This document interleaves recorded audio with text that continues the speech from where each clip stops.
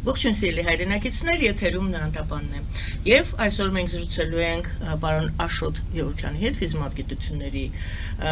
դոկտոր պրոֆեսոր եւ Վարդան Խաչատրյանի հետ, կրոնագետ, փիլիսոփա։ Ողջունում եմ պարոն Այք, շնորհակալ եմ, որ ընդունել եք հրավերը։ Առաջին հարցս վերաբերում է հետընտրական Հայաստանին։ Ընտրությունները վերջացան, կարծես թե հետընտրական զարգացումները եւս ավարտվեցին, Փաշինյանը ամենայն դեպս գնացել է արձակուրդ, խորհրդարանել է հանգստանում։ Ինչ ունենք, աշնանը խորհրդարանը սկսելու է իր բնականոն աշխատանքը, բոլոր հարցերը լուծվել են, խնդիրները փակվել են, պարոն Գևորգյան։ Շնորհակալություն հրավերի համար։ Ես ուզում եմ մինչև հետընտրական ընթացքները քննարկելը ասեմ, որ ֆիքսեմ թվերով էլի, այսինքն ընտրություններին ըստ օֆիցիալ վիճակագրական տվյալների մասնակցել են մոտարապես 60% ընտրող, որից մոտարապես 49-50 համարենք հավաքել է իշխող կուսակցությունը, այսինքն 60 բաժանած 2, 30%, այսինքն եթե հավատանք այդ օֆիցիալ տվյալներին, ապա իշխանությունները ունեն 30% վստահության քվե, բայց պետք է հաշվի առնել, որ էական մեծ ռեսուրս, իշխանական ռեսուրս օգտագործվել է ընտրությունների ժամանակ, այդ ակնհայտ է, չեմ ուզում դրա մեջ խորանամ, այդ բոլորին ակնհայտ, եւ ասենք դե եթե մի 20-25% էլ դուրս հանենք, այսինքն իշխանությունը հանձինս վարչապետի չունի լեգիտիմություն։ Սկսենք դրանից։ Պարոն Գևորգյան, մի պահ կանգ առնենք, դուք 25% բարձ չի ոնց հանեցիք։ Այդ 25%-ով որ հանում եք եւ 5% եք թողնում, նորից եթե կարելի է, որովհետեւ հետագայում մենք այդ թվերով ենք, քանի որ թվերից եք սկսում։ Բայց այդ ընտրական իշխանական ռեսուրսը ակնհայտ օգտագործվել է։ Բայց 20% է, 15% է, 25%։ Լավ, թող 20%-ը։ Կարող է հենց ամբողջ 30%-ն է։ 30%-ը դա արդեն բավական ցածր լեգիտիմության բան է։ Ուրեմն ստեղ պետք է նաև մենք վերլուծենք այդ բանը սահմանադրությունը, հիշում եք, այս սահմանադրության գործում այն ժամանակ սահմանադրությունը նույնպես անցել է կեղծիքներով, իրականում սահմանադրությունը քվեարկությամբ չի անցել։ Այսինքն մեր մոտ այս ընթացքը հարահոսը ամեն ինչ կեղծիքների վրա է հիմնում։ Եվ այդ տարիներով կուտակվում է եւ ավելի վառ դառնում իշխանությունը փաստորեն իր գործողություններով փոխանակ այդ հեղափոխական ճակերտավոր, որտեղ ես չեմ ընդունում դա որևէ հեղափոխություն չի եղել, իշխանապողություն է, իշխանահանձնում է եղել Սերժ Սարգսյանի օրոք, այս սույն անձին ոչ մի դրական այդ իմաստով, որ բարելավի, ասենք, հասարակության վստահություն ձեռքի չի արվել եւ չի արվելու։ Հիմի էլ չեմ ասում, որ դրա արկայությունը, որ ոչ այսպես ասած ցածր, ասենց ասեմ, լեգիտիմություն եւ այլը մեծ խնդիրներ առաջացնում դրսի ճնշումների համար, որտեղ դրսից մենք ակնհայտորեն տեսնում ենք ուժեղ ճնշումներ եւ տեսնում ենք ակնհայտ մեր դիրքերի հանձնում բոլոր բնագավառում, դա կլինի սիմվոլիզմի բնագավառում, որտեղ դա շատ կարևոր է, դա կլինի մշակույթի բնագավառում, դա կլինի սահմանների, չեմ ասում, դե ասենք որը սկսել է սահմանների հանձնումը ոչ թե 20 թվականի պատերազմից, այլ 18 թվականից, երբ որ վարչապետը թույլ տվեց, որպեսզի Նախիջևանի կողմից իբր թե ադրբեջանցիներ ունենան հնարավորություն իրենց գերեզմանները այցելելու, ահագին կարծեմ 5 կիլոմետր խորացան մեր սահմանների մեջ։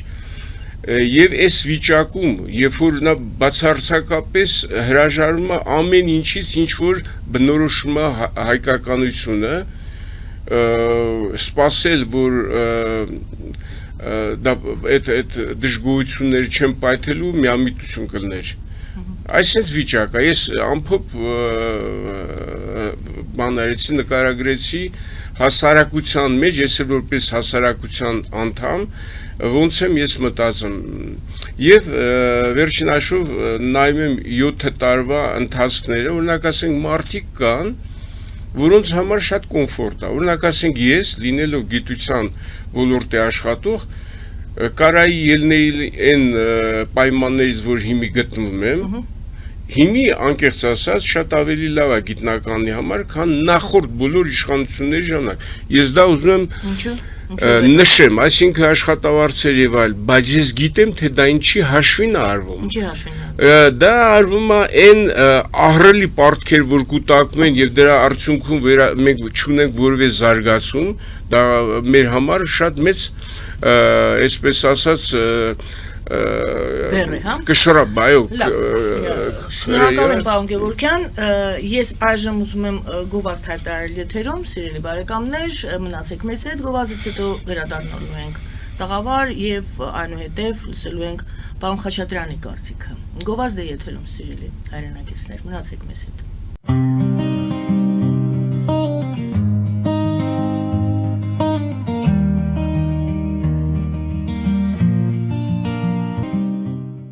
Ֆելիչե ժամանակակից ատամնաբուժական կլինիկա։ Այստեղ հարմարավետությունն ու խնամքն առաջնային են։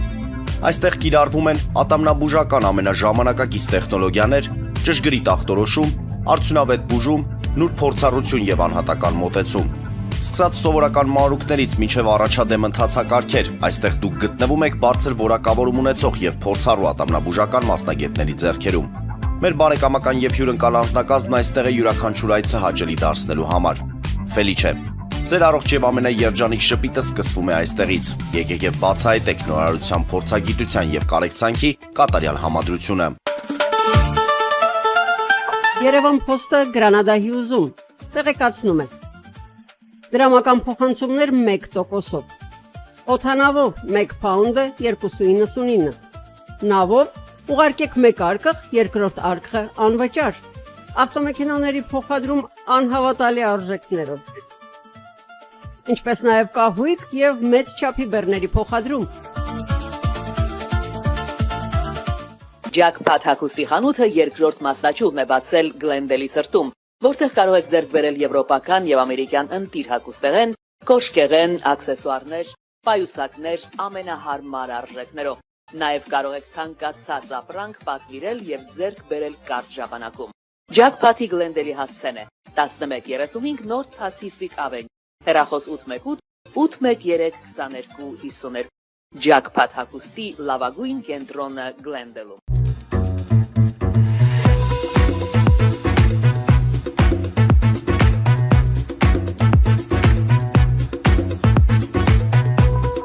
Արարատ ռեստորան, ընտանեկան եւ ընկերական ժամանցի լավագույն հասցե, սիրված արտիստներ, հյուրընկալ մթնոլորտ, հարուստ ճաշացան, անմահական խորտիկներ։ Արարատ ռեստորան, հասցեն անփոփոխ, սիրով սպասում ենք ձեզ։ Լավագույն պաղպաղակ, բնական, համեղ եւ մատչելի գներով պաղպաղակը կարող եք ձեռք բերել բոլոր հայկական խանութներում։ Պահանջեք հայկական պաղպաղակ, Թամարա պաղպաղակ։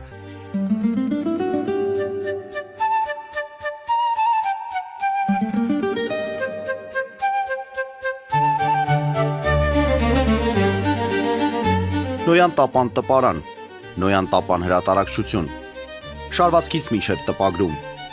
զանգահարեք, գրեք, այցելեք, միասին պատրաստենք ձեր գիրքը, ամսագիրը կամ թերթը, որտեղ նշվելու է, տպագրված է Նոյան տապանում։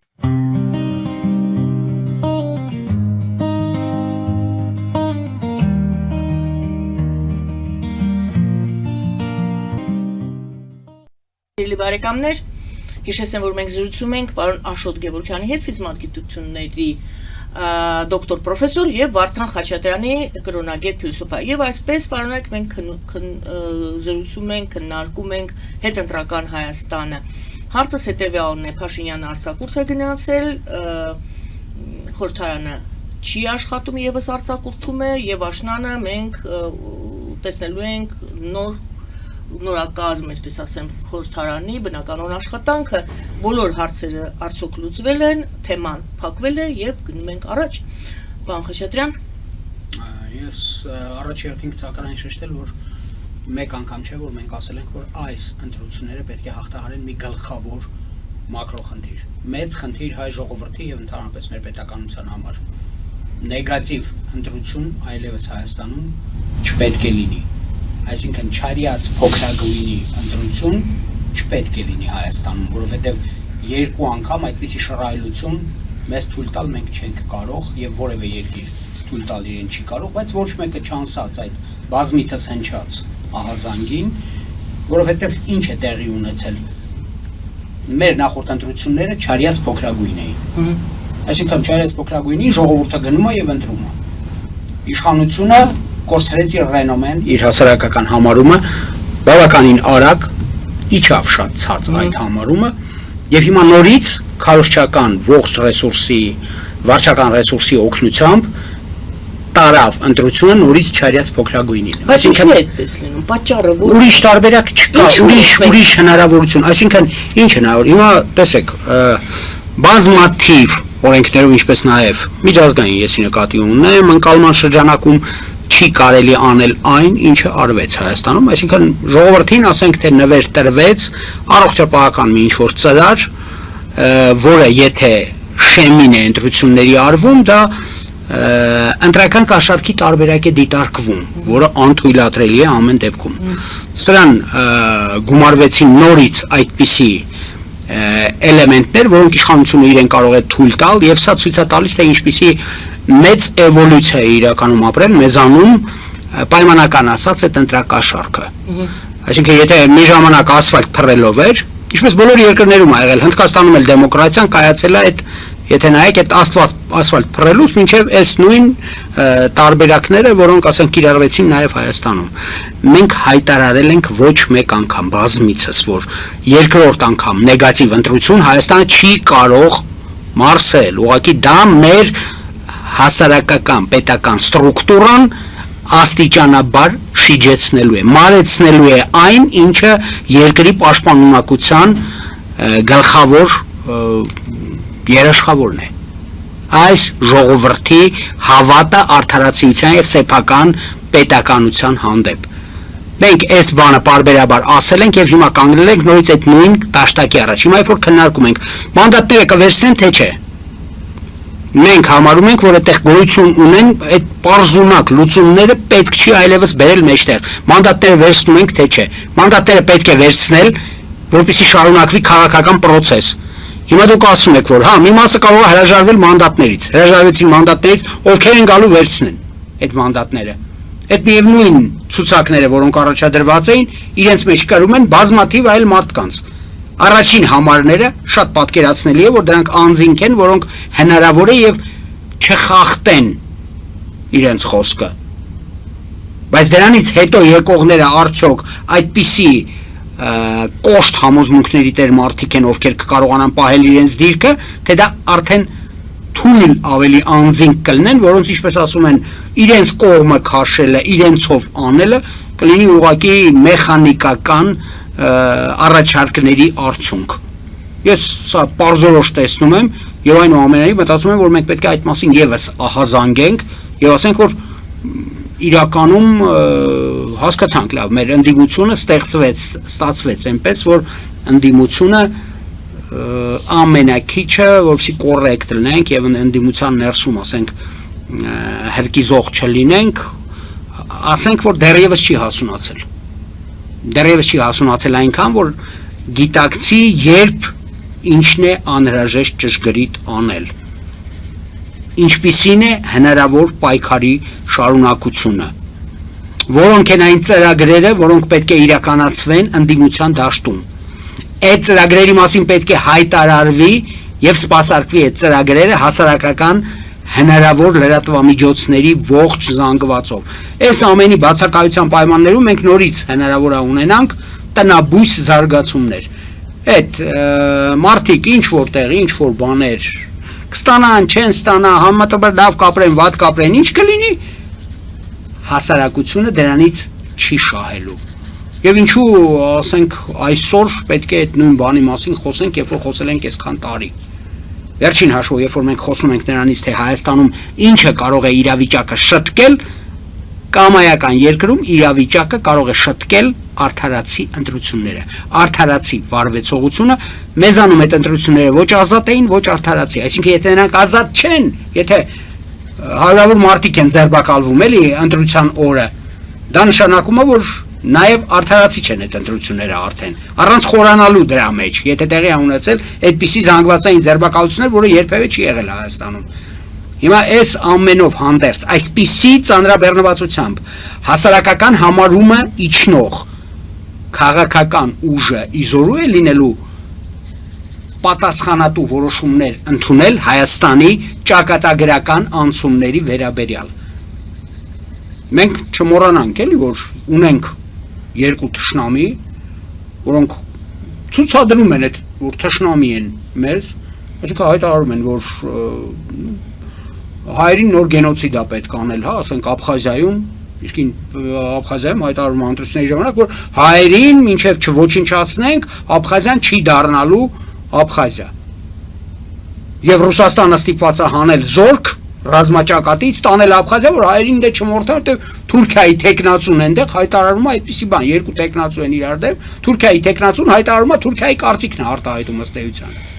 Եվ հիմա մենք հայտարարում ենք, չէ, ոչ մի բան չկա, ամեն ինչ լավ կլինի եւ այլն եւ այլն։ Մենք ինչ-որ փոփոխություններ պետք է անենք, ինչը էս մեկի քիմքին է հարմար է, մյուսը դրանից հետո մեր հետ ճշնամություն չի ունենա, լսեք, գոյություն չունեն այդպիսի որոշումներ, այդպիսի վճիռներ, որոնք փորձում ենք մենք կայացնել։ Ընտրությունների արդյունքը պետք է լինի մեկ բան։ Հասարակությունը պետք է հավատա սեփական իշխանությանը, դա է միակ այն պարիսպը, որը անհաղթահարելի է կամայական թշնամու համար։ Իսկ մեզանում այդպիսի բան գոյություն չունի։ Մեզանում անընդհատ ընթանում է չարիած փոքրագույնի տարբերակը։ Ինչում կարելի է մեղադրել ինչպես իշխանություններին, նույնպես եւ ընդդիմության։ Պարոն Խաչատրյան, հենց այդ կետից սկսենք։ Մի քանի դրույթեր շատ հետաքրքիր, վերջից սկսենք։ Դուք ասում եք նեգատիվ ընտրություն, ես հարցեցի պատճառը, դուք հիմա ասում եք, որ չի կարելի մեղադրել ոչ մեկին, ոչ մյուսին։ Պատճառը այնուամենայնիվ։ Պատճառն այն է, որ ներկայիս իշխանությունը համարում է աստիճանաբար կորցրեց եւ նախորդող տարբերակը, որը իրեն հաղթանակ էր բերել, ինքը ամենայն ուժով, հնարավոր ողջ ռեսուրսով փորձեց իրականացնել, անցկացնել եւ դա ինչ որ չափով հաջողություն ունեցավ։ Բարի, հաջորդ ձեր դրույթը ընդդիմությունը չի հասունացել, ասում եք դուք։ Ես այլ ձևով ձևակերպեմ, արդյոք կարելի է ասել, որ քաղաքական ուժերը չեն հասունացել, քաղաքական գործիչները Հայաստանում ընդհանրապես այդ ոլորտը չի հասունացած եւ մասնագիտացած չի։ Այլ կերպ ասեմ, քաղաքականությամբ զբաղվում են ոչ քաղաքական գործիչներ եւ այստեղ մենք մեծ բաց ունենք, որը եւ պատասխան է տալիս ինչու այնուամենայնիվ ընտրողները ընտրության հնարավորություն չունեն, ոչ թե ձեր նշածն է, դա ոչ միայն ձեր նշած ուրեմն պատճառներով, այլ նաեւ չգիտեն ում ընտրեն։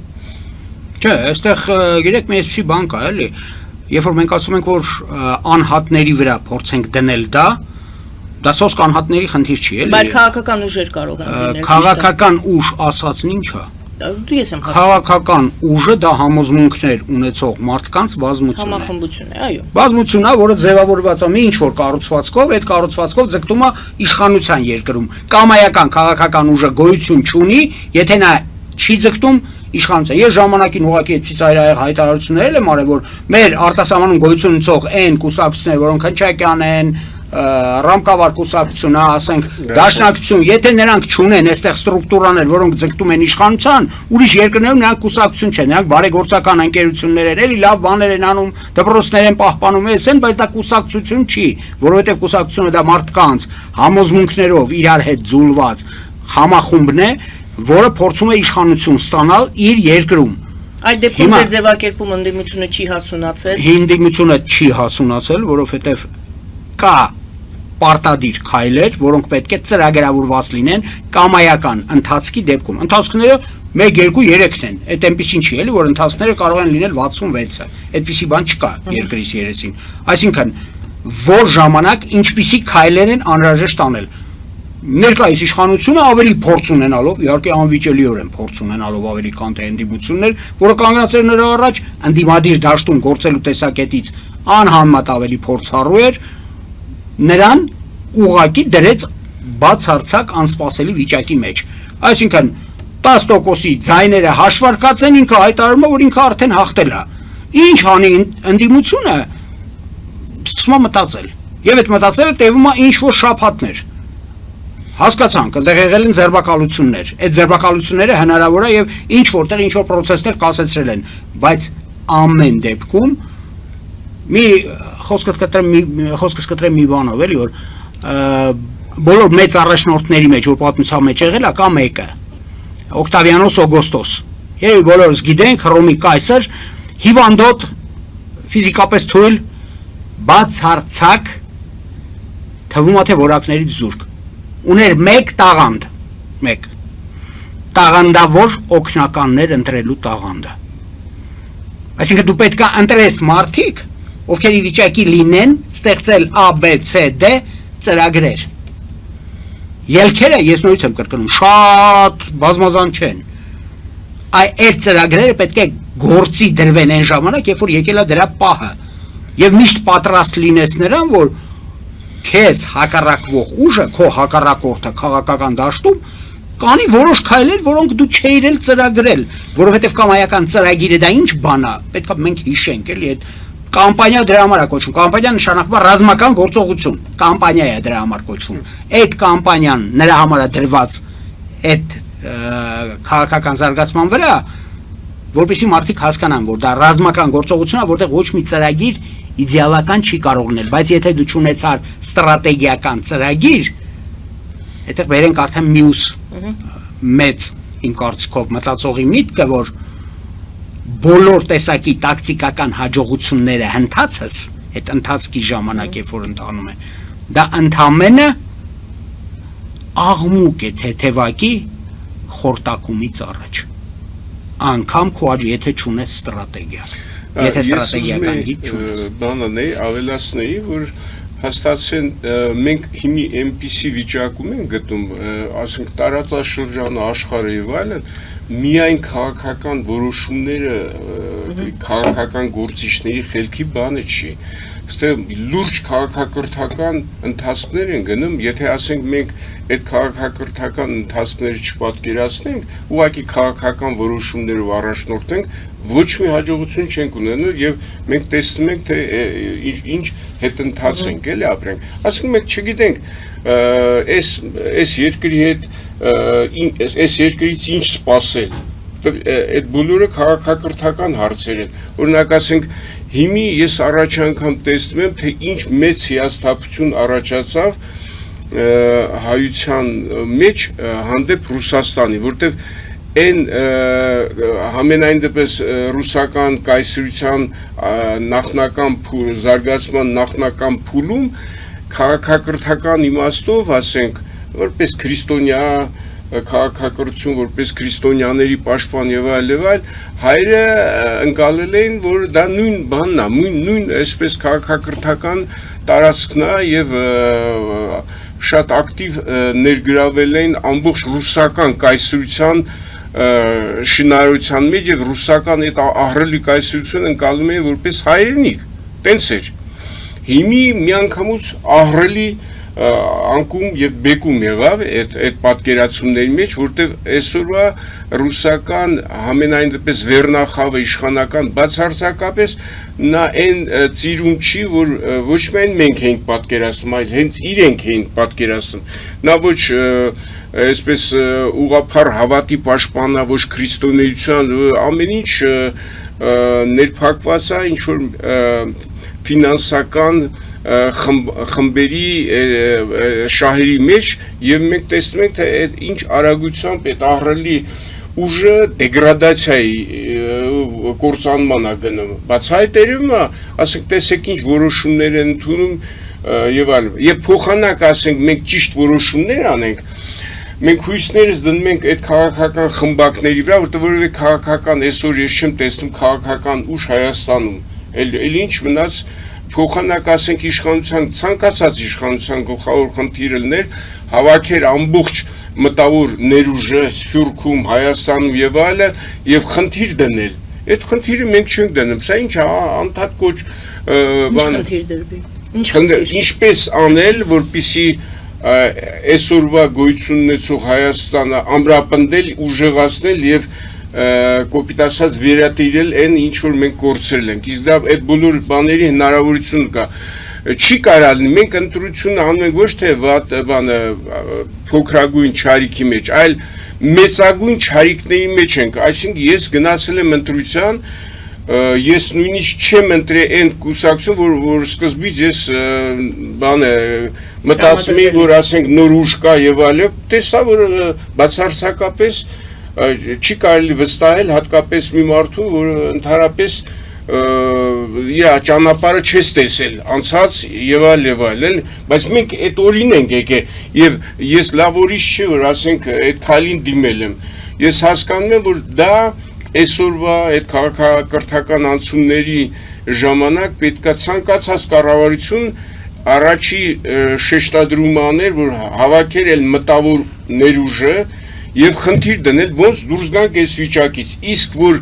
մենք այդպիսի հնարավորություններ ունենք, ես բերենք պարզագույն մի հատ փաստ էլի, օրինակ այս վերջերս հրապարակել են Ամերիկայում գործող բանը ազգային այս էթնոսների հզորությունը ֆինանսական հայերը 8-րդ տեղում էին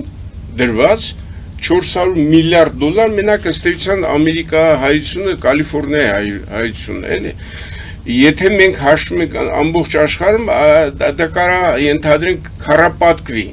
ահռելի մեծ մոտավորապես այդքան են գնահատում 1 տրիլիոն 1 տրիլիոն 600 միլիարդ եւ այլն հիմի փոխանակ այդ հարցերը բան արվի դրվի մենք ինչ ենք տեսնում որ ոչ միայն նախորդները չեն արել այդ քայլը քայլ են այդ հնարավորությունները որ Սփյուռքի հետ միասին այդ հայք այսպես ասած կազմավորումը կհզորանար կայանար եւ իր խնդիրները կպարտադրեր եւ ոչ թե այս փոքրիկ Հայաստանը որը կտրված է իր հիմնական ներուժից Սփյուռքից մտավոր եւ ֆինանսական որին կարան պարտադրեն ամեն ինչ մենք հիմի տեսնում ենք բոլոր այն թղթերը որ ստորագրում է միջազգային բացարձակ պարտադրանքի տակ անօրինական որտեղ տեղ չի պաշտպանում մեր ժառանգության իրավունքները մեր հարստության փոխանցման անդադությունը եւ այլ, սա շատ լուրջ հարցեր է, որ նույնիսկ այդ որևէ քաղաքական խմբավորում սկի միտք չի արտահայտում տենց, որ գիտեք ինչ, մենք սենց հարստություններ ունենք ամբողջ աշխարհում, այս տիպի հնարավորություն ենք, արենք, միավորվենք մեր խնդիրները միացյալ կերպով պաշտպանենք։ Ինչ է նշանակում այդ օրինակ ասենք արգելքը դրեցին ռուսական այդ ծառայությունները Ծիրանի ներմուծման դեմ եւ այլ մենք եւ խեղճացանք մենք անմիջապես պետքա այդ ամբողջ Սփյուռքով կարողանանք ցերենք ամբողջ աշխարհով եւ բոլորը տեսնեն որ այդ տիպի հնարքները մեր ընդհանրապես չի աշխատում հիմի ես տեսնում եմ ասենք Սփյուռքից փորձ արում լրջագույն կառուցվածքներ, ոչ թե կառավարության խելքի բանը չի, ես նկատնում եմ այդ արհեստական բանականության ենթադրենք ֆաբրիկաները եւ այլն եւ պետք է համասարանները, տեխնիկական համասարանը, պետական համասարանը երային, ասենք աշխատանք գնար կադրերի պատրաստման, մոբիլիզացիա խնդիրների եւ այլն ոչ մի բան չի կատարվում։ Ինչ եք սպասում այդ բանից դուք ասում եք ինչ սպասել ոչ մի լավ բան բնականա որ այս դժգոհությունը որը շատ մարդ հասարակություն կոնկրետ հասարակական դեռ չի տեսնում բայց իր մեջ կուտակումը դա բերել է ընդվզման եւ այդ ընդվզումից ով պետք է օգտվի ասենք ընդդիմություն որ ոչ մի փորձ ոչ ունի ղեկավարման ոչ բան այսպես ասած քաղաքակրթական բաներից տեսեք ասենք ովքեր են եւ ինչու չեն գալի առաջ այն մարդիկ ասենք որ միտք ունեն եւ կարան որտեվ ընտրությունները անմիջապես միացված է փողի քսակի հետ ով որ փող ունի սկսած հենց ուղակի այդ գրավի պատմությունը այդ ընտրական կամպանիային մասնակցելու։ Տեսանք, որ ինչքան արհեստական ստեղծվեցին, այսպես ասած, բոտեր, որը ուղղորդ բան են ընդդիմության կամ ենթադրենք իշխանության շուրջը պտտվում էին իրական ձայներ փոշիացնելու եւ այլ եւ այլ։ Մենք տեսանք, ասենք, ես չեմ բացարձակապես Բարգավաճ Հայաստան կուսակցության, որտեղ դա կուսակցություն էլ չի, բայց ենթադրենք ակնհայտորեն 5% ձայներ հավաքի, եկալան ջարդեցին ու դուրս շպրտեցին։ Այսպիսի անօրինականություններով, որ բոլորը տեսնում են, հատկապես դրսի ուժերը, որոնք ցանկացած պահի այդ բան են անելու, այդ օգտագործելով ճնշում են գործադրել, ոնց համարել, թե ամեն ինչ ավարտած է։ Սիրելի բարեկամներ, հիշեցնեմ, որ մենք զրուցում ենք պարոն Աշոտ Գևորգյանի հետ եւ Վարդան Խաչատրյանի։ Այսպեսով, պարոնայք, մենք հարցը այն էր, թե ամեն ինչ ավարտված է, թեման փակված է, Փաշինյանը արձակուրդ է գնացել եւ մենք աշնանը ունենալու ենք նոր խորհրդարան եւ սկսելու ենք 0 կետից աշխատանքը, այո։ 0 կետից ոչ մի խորհրդարան աշխատանքը չի սկսում, նախորդ խորհրդարանի աշխատանքների շարունակությունն է ինչ-որ չափով, բայց ոչ միայն ելնելով նրանից, որ 1001 հարցեր մնացին բացարձակապես օտում կախված եւ անպատասխան, այլ նաեւ նրանից, որ գոյություն ունեցող համաշխարհային իրավիճակը որևէ կերպ չի բերում նրան, որ ուժերի հարաբերակցությունը կմնա նույնը, մեզանում ոչինչ ավարտված չի կարող լինել, եւ այս տեսակետից մեզ սպասում են զարգացումներ, որոնք իմ խորին համոզմամբ առավել հավանականն է, որ մեր համար անսպասելի արագությամբ կընթանան։ Եվ ներքաղաքական եւ արտաքին պարագծում գոյություն ունեն այնպիսի վտանգներ, այնպիսի սրընթաց զարգացումներ, որոնք կարող են արմատապես փոխել գոյություն ունեցող իրավիճակը։ Շատ կարճ ես ասեմ, որ ոչ մի բան ցավոք սրտի չի ավարտվել, հատկապես այն լեգիտիմությունը, որ կա, այսօր դա շատ թույլ է, ուղղակի փոքր նույնիսկ տատանումը կարող ամբողջ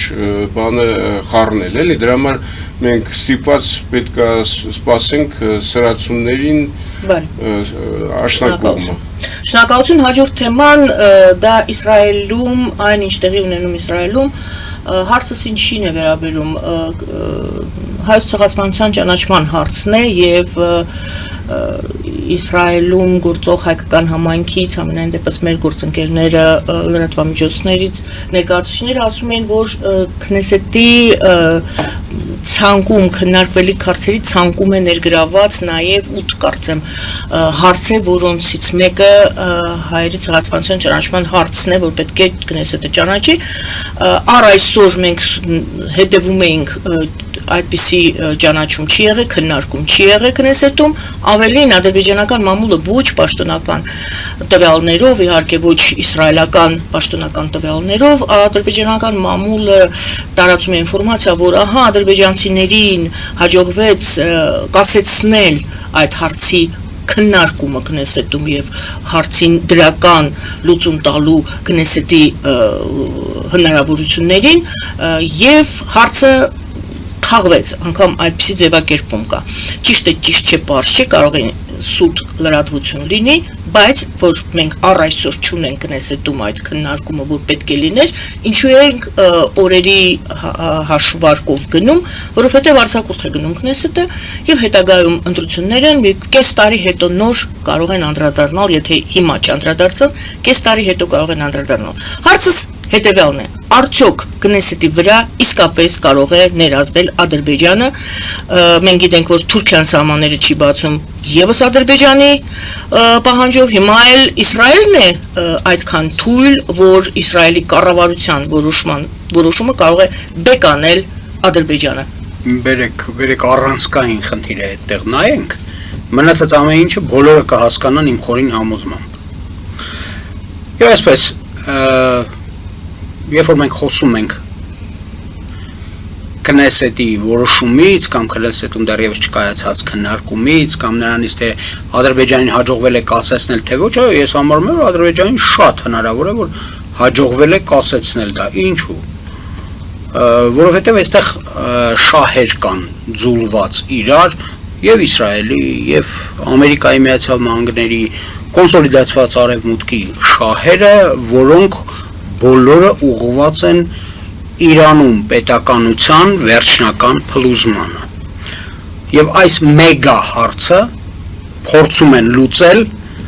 ամենառացիոնալ ճանապարհով, ինչպես միշտ արել են ամերիկացիները։ Իրենք ամենառացիոնալ ճանապարհով են անում եւ իրանք բարձ հասկանում են։ Մենք միշտ իզորու ենք մտցնել ինչ որ ռազմական ուժ, ռմբակոծել, հարվածներ հասցնել, բայց երբ որ տևական պատերազմ սկսեց, մեր ժողովուրդը հոգնում է, այդ տևական պատերազմից ձանձրանում է, այդ տևական պատերազմից եւ ստիպված ենք լինում նույնիսկ հապշտապ հանել մեր զորքերը տարբեր երկրներից։ Իրանի դեմ պատերազմում առանցքային դերակատարություն հատկացվում է Ադրբեջանին։ Ադրբեջանը ունի իր հայտարարությամբ 150,000-անոց բանակ, իհարկե դա ուռճացված թիվ է, իմ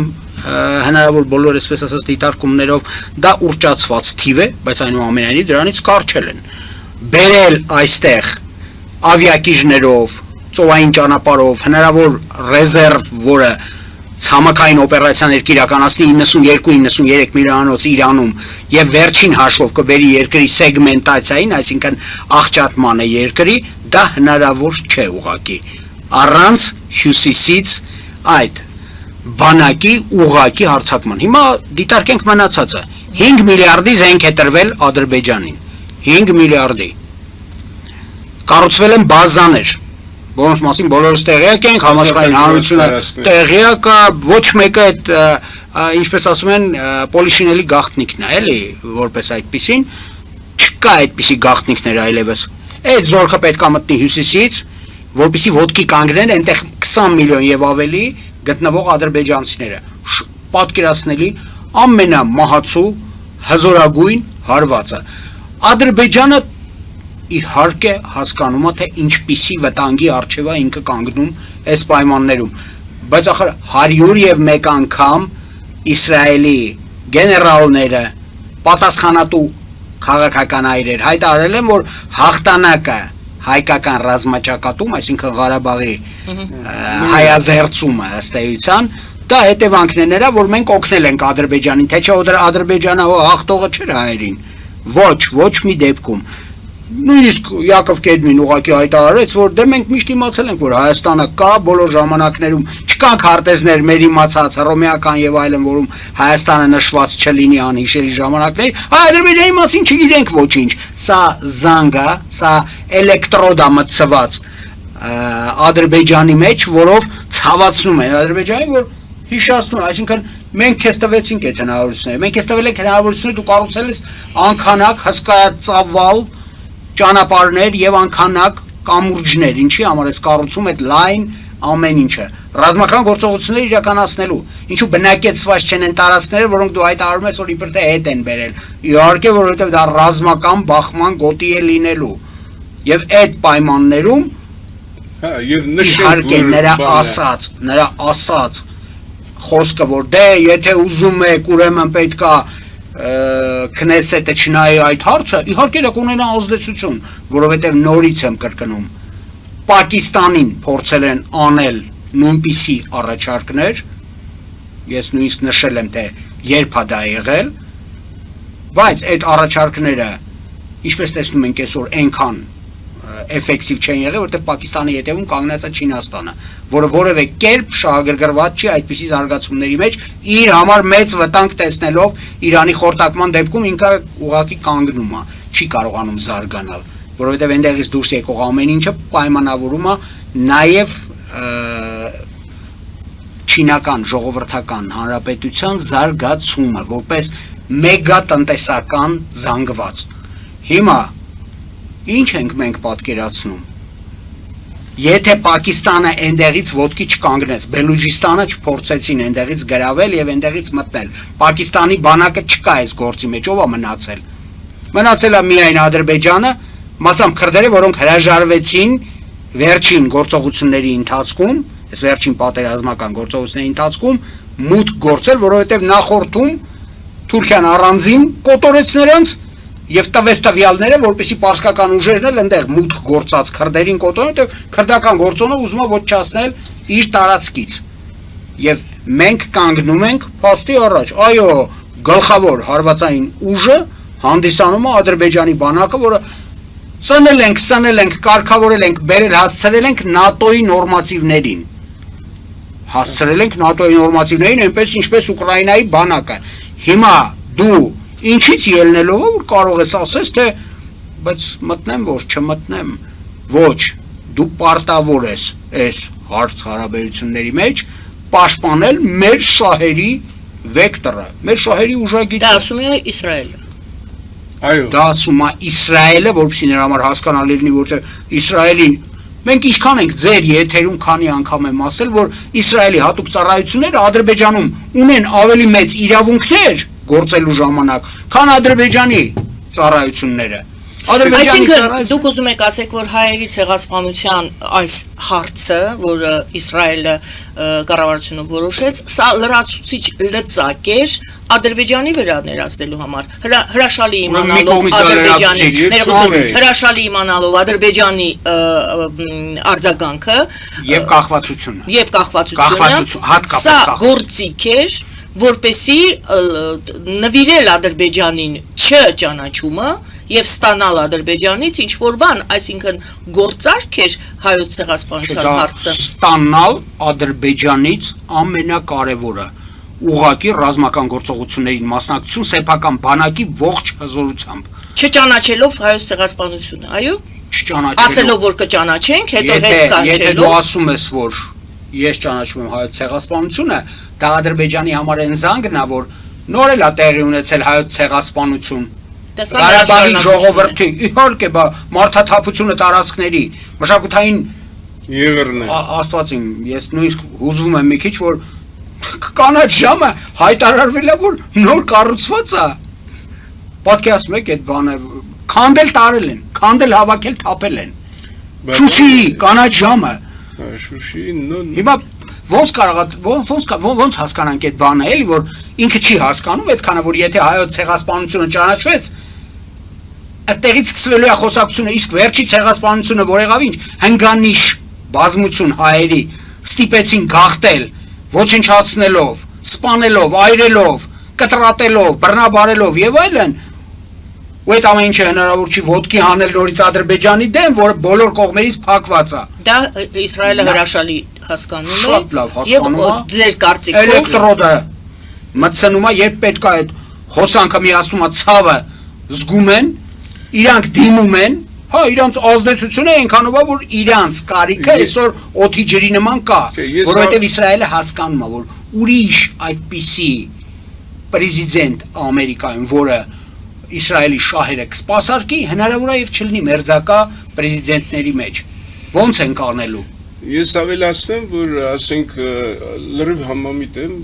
Վարդանի հետ, նա բանը այդ որ սնել մեծացրել Ադրբեջանը, Իսրայելը, ես գալիս եմ 1920 թվականից էլի, եսի նկատեմ սիոնիստական։ Շատ կներեք, էլի, մենք խնդրում էինք, որ այդ գենոցիդի ժամանակ Իսրայելը զենք չտար Ադրբեջանին։ Դե ինչ տվել ես արդեն, էլի, չէ, շարունակում էր զենքը տալ։ Այո, նույն կերպ Ադրբեջանը շարունակում է նավթը տալ եւ Թուրքիան էլ վաճառում է այդ նավթը Իսրայելի վրա։ Այսինքն խաղեր են դրանք սա։ Հա, շարունակեք։ Եվ ջուրնագնում Իսրայել, բանը Իսրայել Թուրքիայից եւ նավթնագնում անխափան, որը հիմնական ռեսուրսներն են դե գոյատևելու համար։ Այո։ Հիմի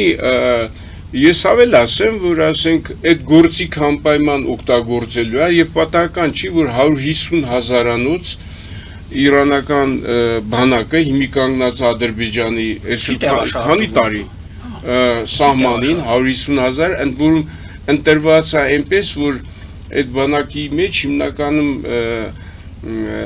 ադրբեջանցիներ չկան, իրանական ադրբեջանցիներ չկա, չնայած իրանական ադրբեջանցիներ եւ այս ադրբեջանցիները, ինչպես կարելի էր ասել, այդ большая разница, էլի, շատ մեծ տարբերություն կա, բայց իրանք անխնած նաեւ ներսից հարվածներ են հասցնում Ադրբեջանի, հարվածները հասցնում են այնտեղ, որտեղ Իսրայելի ինքնաթիռները չեն կարող հասնել խփել, ասենք Թուրքմենիայում եկող երկաթ գիծը, երկաթ գիծը, այս օրերս երկաթ գիծը Չինաստանից եկող Պարսկաստան Իրան իջնող երկաթ գիծը ռմբակոծվել է, ոչնչացվել է մի հատված, որը անվիճելիորեն Իրանը ճանաչում է, որ Ադրբեջանից է արված։ Եվ Ղալիբաֆը որ եկավ։ Հիմա սրանից հետո պետք է իրանք չզիջեն այդ հարցում։ Եթե այնտեղ այդ հնարավորությունները իրանք օգտագործում են, ոչ մեկն էլ ծպուտ չի հանում։ Ղալիբաֆը եկավ եւ ըստ էության հասկացեց, որ իրենք բոլորը հիշում են եւ գալու է պատասխանի ժամանակը։ Ուղղակի իրենց ձեռքերը մի կապվածա չեն զբաղում, նոր ասենք այդ Ադրբեջան կոչեցալ այդ պրոքսի խայտարակ երկիրը, որ արդեն դարել է միջազգային ահաբեկչության կենտրոն եւ այլ, օգտագործել է նաեւ ռուսների դեմ։ Այս վերջի 3 առաջ օրվա այդ MPZ-ները նավթային այդ վերամշակման Սիբիրին պայթացնել։ Բոլորը գիտեն, դրա համար ՆԱՏՕ-ի հավաքին վերջին օրերս տեղի ունեցած ելույթ ունեցավ Զելենսկին եւ Զելենսկին հայտարարեց, որ մեզ օգնող երկրները հիմա թվարկում են մի քանի երկիր, որոնց մեջ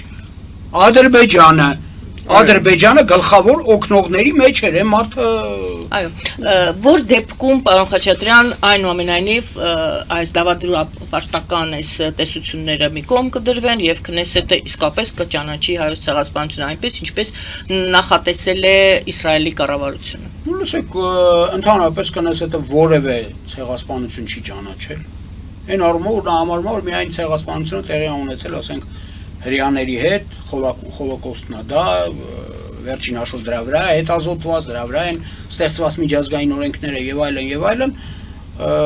եւ իրենք այդտեղ համարում են, որ պետք է ունենան մենաշնոր, երևի թե դա էլ իրենց շահերի սպասարկումն է, որը մեկը թող դրանից շատ չնեղվի, որովհետեւ իսկապես նրանք շատ բան են արել այդ հարցում եւ հիմա ունեն գերակայություն եւ այդ մոնոպոլիան իրենց ձեռքից բաց։ Այսինքն դուք համարում եք, որ զարմանալի կլինի ոչ թե որ չճանաչեն, չենք զարմանա, որ չճանաչեն, այլ շատ զարմանալի կլինի, եթե Քնեսետը այնուամենայնիվ ճանաչի։ Իհարկե, որտեղ ես լավ գիտեմ այն գաղափարաբանությունը, որի վրա նստած է ներկայիս իշխանությունը։ Դա Վլադիմիր Ժաբոտինսկու գաղափարաբանությունն է, այսինքն այսպես կոչված քաղաքական հրեականության խոշորագույն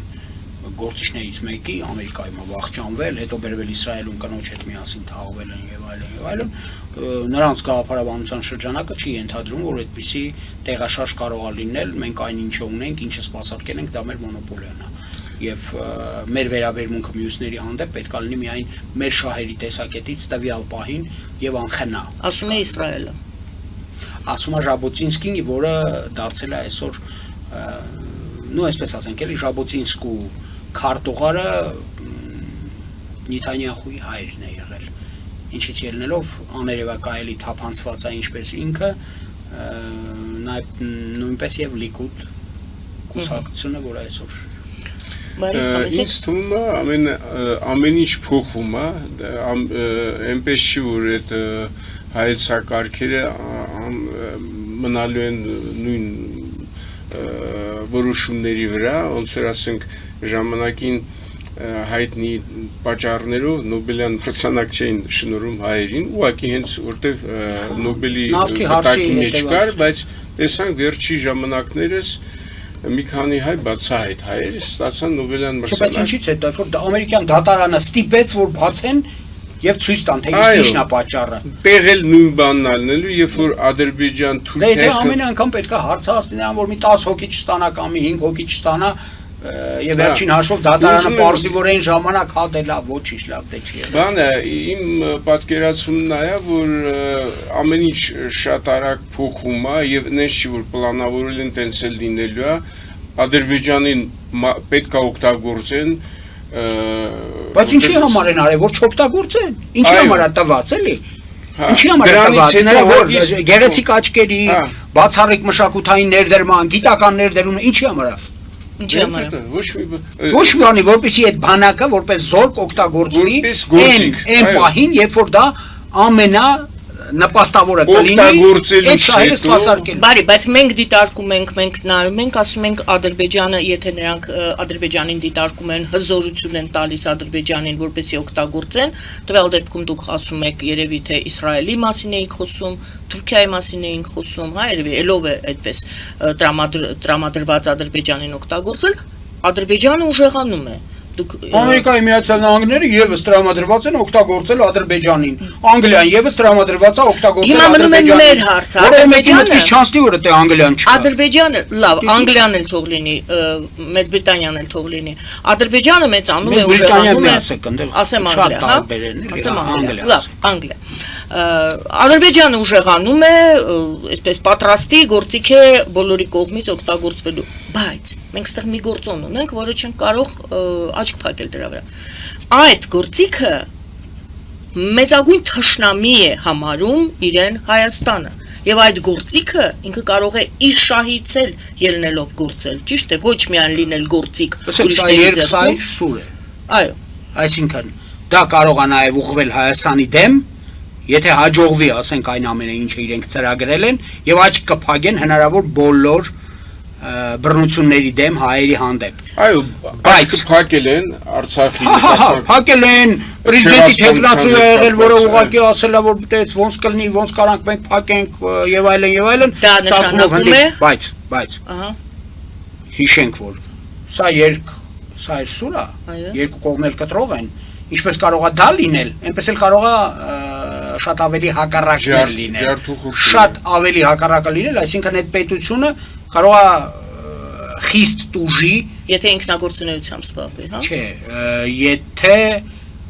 չհաջողվի այն, ինչը ծրագրված է, որովհետև եթե ծրագրված է եւ մենք ստեղ հասկանալով խոսում ենք, չի կարող պատահի այդ շահերի գերկրողը Չինաստանը օրինակ Չինաստանը հաշվի չառնի սա եւ Իրանը պատրաստված չլինի համապատասխանաբար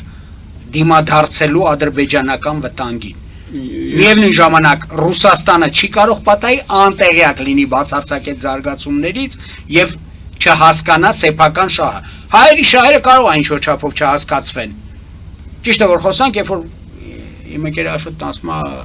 հա, ռուսական կայսրությունն ուներ իր խնդիրները հայերի հետ եւ այլն, հա, ուներ իր խնդիրները, չեմ ուզում այդ խնդիրներից հիմա խոսանք, բայց խորհրդային փուլը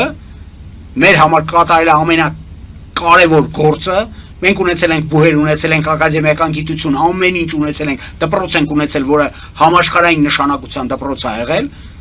եւ այդ պայմաններում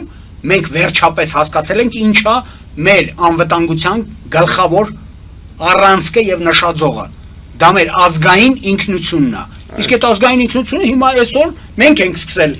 հարվածների տակ դնել։ Պարոն Խաչատրյան, այստեղ կանգ առեք, կա հակադարձ տեսակետ, որ եթե առաջին հանրապետությունը չջախջախվեր եւ Կարմիր բանակի կողմից չոչնչացվեր, մենք կունենայինք նույնպիսի համալսարաններ, նույնպիսի բարձր մակարդակի ուրեմն կրթական եւ գիտական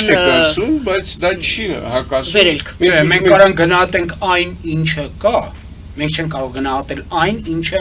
եթե այսպես լիներ, կարող է եւ այնպես լինի։ Այդպիսի մոտեցում պատմությունը չունի։ Լավ, մենք այդ թեման հիմա շատ կարևոր թեմա է։ Կա հակադարձելու բան, որ կհայտարարեն, թե պահանջարկը կլիներ այդպիսին են հանճարների, որոնք ծնեց հայ ժողովուրդը։ Խորհրդային իշխանության պահանջարկը ահա որ մեծ էր, դա համաշխարհային հակամարտության լուծման ճանապարհ էր իր համար։ Մենք ես նույնիսկ կրկնում եմ, սա շատ կարևոր չեմ ուզում, այո, թեման էլ ոչ Հայաստանը կփոքրացնենք, ոչ է թեման կնշեմ ինձ մոտ որպես հետագա մեր քննարկման թեմա, բայց այժմ մենք խոսում ենք Իսրայելի վրա արդյոք Ադրբեջանը այդքան մեծ ներուժ ունի, թե հենց դա ոնց որ խայծ էր Ադրբեջանի համար։ Դե դա այդքան կարևոր է իր համար։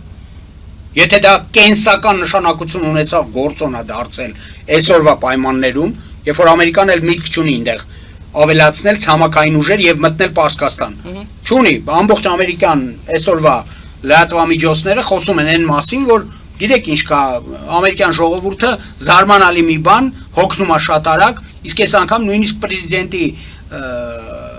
ռենոմեն չի բարձրացել ոչ մի 7-ը պատերազմը սկսելուց։ Հայկան չի ուզեցել այդ պատերազմը։ Հիմա ինչ եք։ Չէ, բայց անհրաժեշտ է, չէ՞, սա, որովհետև ամբողջ ամերիկյան, ասենք, սենատը եւ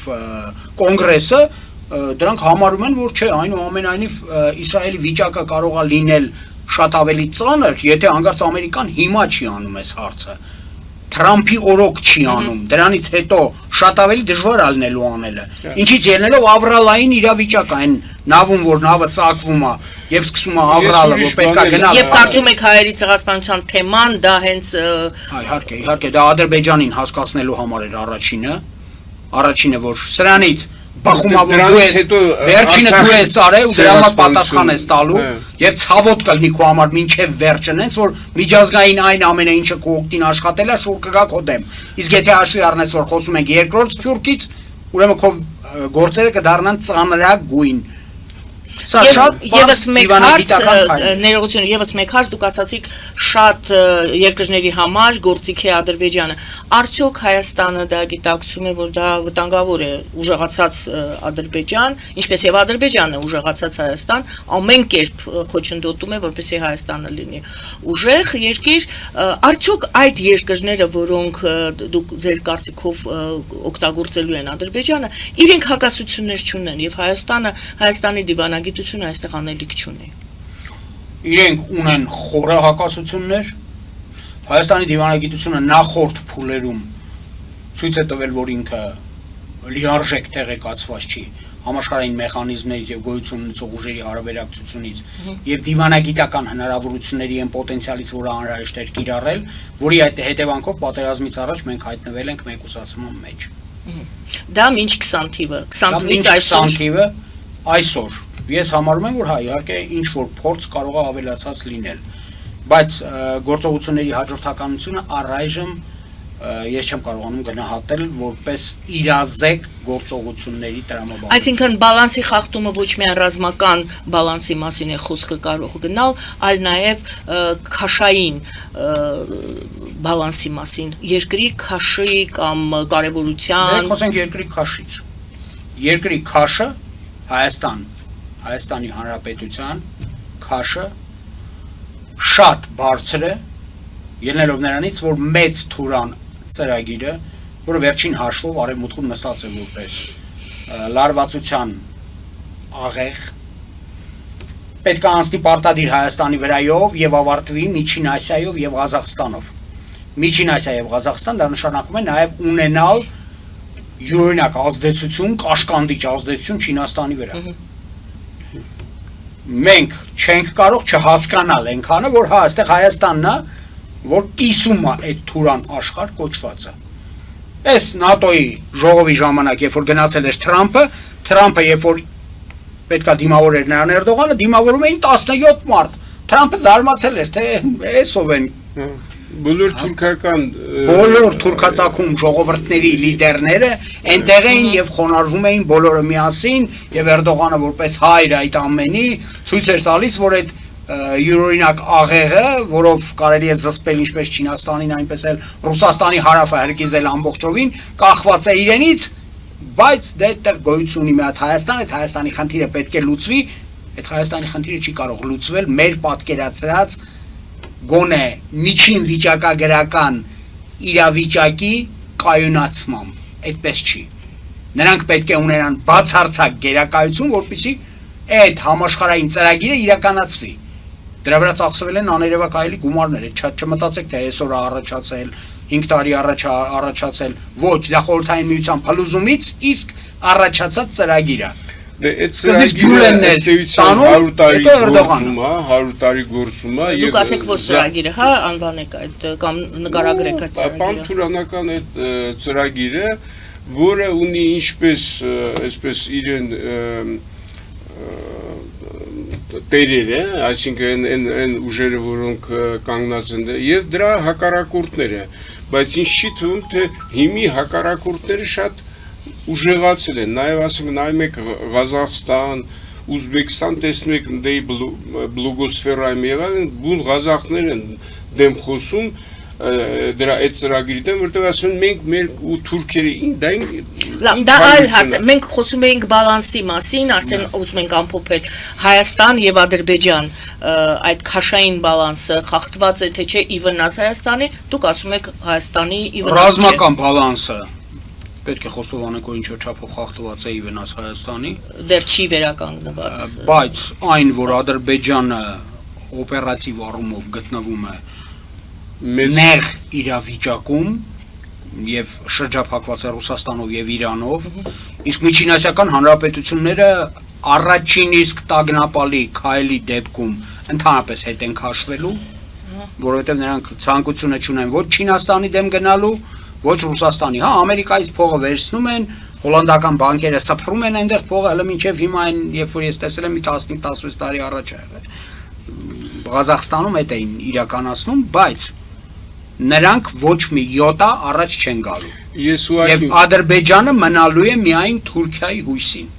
Թուրքիան էլ որպես ՆԱՏՕ-ի երկիր իր ռիսկի շրջանակում չի պատկերացնում, որ ինքը կգնա Պարսկաստանի եւ Ռուսաստանի դեմ։ Ես ուղղակի շեշտադրում մի հատ անեմ, ասենք բոլորին համար աննկատ մնաց այս վերջի բախման ժամանակ 5 թե 6 ամերիկյան F-35 կործանվեցին ու ոչ մեկ չի խոսում դրանից։ Դա հերկվում էր, դրա համար բարձ չի դա իրականում եղել է թե այն ոչ կամ միջոցները ես կարան հերքեն, հիմա ամեն ինչ հերքում են եւ բան են, բայց այն որ ասենք չեն կարողանում մի փոքր նույնիսկ առաջխաղացում ունենալ Պարսկաստանում, այդ ակնհայտ ցույց է տալիս, Պարսկաստանի որը կանգնած է հավաքական արևմուտքի առաջ, ինքը տեխնոլոգիապես շատ ուժ է եւ զարգացող։ Իրանը այնպես է սպառազինված, այնպեսի սպառազինություններ են մտցրած, որ նրա խոսույթից արդեն, որ ինքը բանակցություններ է վարում Ամերիկայի Միացյալ Նահանգների հետ, երևում է, որ նախորդ պատերազմի Իրանից զգալիորեն ավելի վստահ է իր կեցվածքը, եւ դա կարող է լինել պայմանավորված մենակ մի բանով, որ նրան օգնել են ծայրահեղ բոլոր սպառազինությունների աստիճանը բարձրացնել։ Միացյալ Նահանգները համարում են, որ դա բլեֆ է։ Դա կարող է լինել բլեֆ մենակ այն դեպքում, երբ որ սոսկ խոսույթ չի, երբ որ ամերիկական աղբյուրները նշում են, որ զարմանալի բան է F-35-ի ռադարները, որոնք աշխատում են, ներքևում գտնվող հակաօդային պաշտպանությունը որսում է Իրանում։ Դա տված ամերիկյան տվյալ է, որը ցույց է տալիս, որ նոր տիպի քվանտային ռադարներ հակաօդային առաջացել ընդհանրապես, որոնք դարձրել են երկինքը զգալիորեն փակ, այսինքն շնորհակալ եմ, ավարտում ենք վերջին ձեր հնարավոր ուրեմն արձագանքը, ինչ որ բան եք ուզում ավելացնել։ Այո, ես ուզում եմ ասել, որ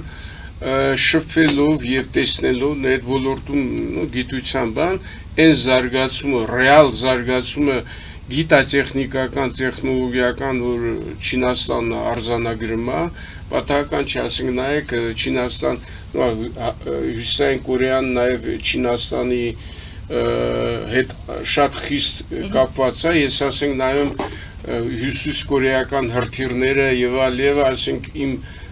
որոշակի ասենք որ առնչություն ունեցել եմ այդ տեխնոլոգիաներին, տեսնեմ թե ինչ մակարդակի է այդտեղ գերզայնային հրթիռներ, նույն էլ չեմ ասում որ Հյուսիսային Կորեան եւ ատոմային եւ ջրածնային ռումբ ունի եւ այլ, այդ բոլորը շատ արագ զարգանում է եւ ուժային ձևով Իրանին տապալել դա անհնար բան է, ես էլ եմ եւ դա իհարկե մեզ համար շատ վատ կլներ, շատ հնարավոր է որ Ադրբեջանը որպես այդ արհեստական կազմավորում որը ստեղծված է որոշակի խնդիրներ։ Այդ մարդիկ Իսրայելը չեն կորցնելու։ Իրանք համարում են Իսրայելը վտանգվելու եւ ասենք դրանից հետո այդ ամբողջ տարածաշրջանը նաեւ Հայաստանը գտնվել է մի գոտի, որտեղ քաղաքակրթական ընդհանուր մեծ ընդհանրություններ կա, 5 քաղաքակրթություններ, մշակույթ եւ այլ, ամենայն դեպս իմ պատկերացմամբ տենց է լինելու եւ մենք շուտով շատ հետաքրքիր բան կտեսնենք, ինձ թվում է ստրատեգիական համաձայնագրի ստորագրում Իրանի հետ, օրինակ։ Շնորհակալություն։ Իսկ Իսրայելի հետ ինչպես կզարգանան Հայաստանի Իմ խորին համոզմամբ Իսրայելի հետ պետք է այնուամենայնիվ բանակցություններ վարվեն վստահության մակարդակի վրա, որպեսզի ավելորդ չարություն ոչ մի կողմում չկուտակվի։ Ոչ եղեռնը ճանաչելով, ոչ չճանաչելով անհրաժեշտ է նաև ժողովրդական դիվանագիտության քայլեր իրականացնել, որպեսզի այդ ամենը չվերածվի նորանոր վտանգների համաշխարհային թատերական։ Վարդան ջան, դա ես որոշ մի քիչ տեղյակ եմ, դա իրականացում է հայքի շրջանակներում, ես հայքի նկատնում, ասենք մարդիկ կան հայկական աշխարհում, որոնք հանդիպում են նույն բանը։ Մի խոսքով հարաբերությունները պահվում են Իսրայելի հետ, Իսրայելը Շնորհակալ եմ պարոնայք ձեր ժամանակի համար, ձեր այս քննարկմանը մասնակցության համար, շատ շնորհակալություն։ Ես ուզում եի վերջում ասել, որ մենք զարգանալու, վերհառնելու մեծ հնարավորություններ ունենք, ես ասում եմ, ելներով կարա մի փաստ բերեմ, ասենք, մարդիկ ասենք շատ մարդիկ ուղղակի տեղյակ չեն կամ այդքան գրագետ չեն, որ հասկանան, թե այսօրվա աշխարհը ինչ չափանիշներով է զարգանում, ինչ բան արհեստական բանականություն, որոշ ասենք երգչուհիներ, պարուհիներ ելույթ են խոսում են արհեստական բանականության դեմ, այսինքն ընթացքը դա է, համաշխարհային ընթացքը, մենք պետքա կարողանանք ղեկավարենք, այսինքն ներգրավենք այդ եւ լինենք բաներ, ինժեներներ այդ գործի մեջ։ Բարի, շնորհակալություն պարոն Գևորգյան, Դա եւ արվում է Հայաստանում եւ Հայաստանը պետքա նաեւ Հայաստանի հետ արհեստական բանականության ֆաբրիկաներ պետքա կուրացանեն նաեւ Ղազախստանում։ Դու պատկերացնում եք այդ ինչ հնարավորություն է, որը թույլ է տալիս մեր վերականգնել հին մեր այսպես ասած կոդը, որ մենք միշտ կոմունիկատորի դեր ենք խաղացել, ոչ թե կոմունիկատորը այն ա եղել, որ ասենք այդ ճանապարհի այս հատվածը մեր մոտա մենք դնում ենք արգելապատնեշը եւ փող ենք վերցնում։ Ոչ, կոմունիկացիաները այդ մարդկային հարաբերությունների վստահությունն է եւ ստեղծագործական աշխատանք, որը մենակ ունակ ենք հայր անել, ադրբեջանցի հետ դա ուղղակի հնարավոր չէ։ Գնահատմամբ պարոն Գևորգյան, պարոն Խաչատրյան, շնորհակալություն, սիրելի բարեկամներ, զրուցում էր Գայանե Արաքելյանը, բարին ձեզ։